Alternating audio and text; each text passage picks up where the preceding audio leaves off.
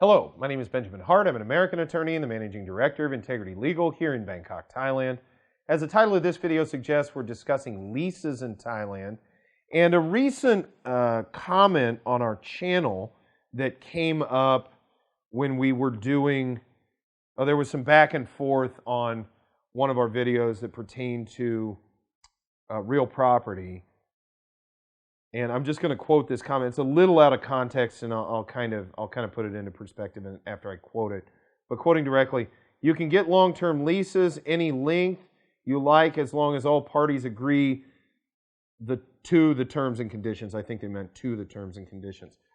So they were going back and forth about the various property or real estate options for foreigners, and not to get into all that, but that was one of the responses.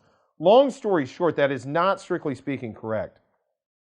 There are restrictions to the length of time a lease can be in Thailand.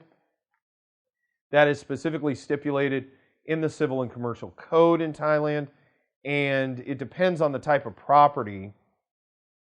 With respect to land, the general rule is 30-year leases for real property, specifically land.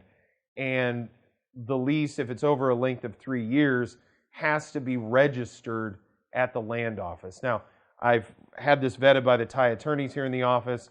Again, I'm not a Thai attorney. I'm not trying to speak out of school with respect to anything. This is for informational purposes only.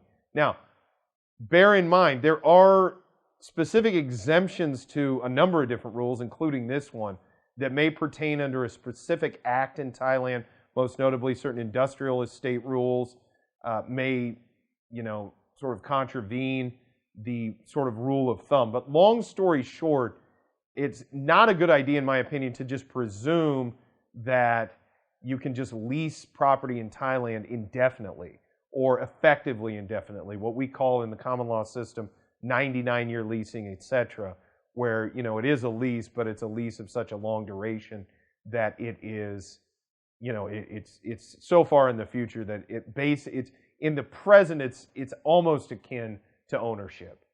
That really does not exist in Thailand, except under a very limited subset of circumstances.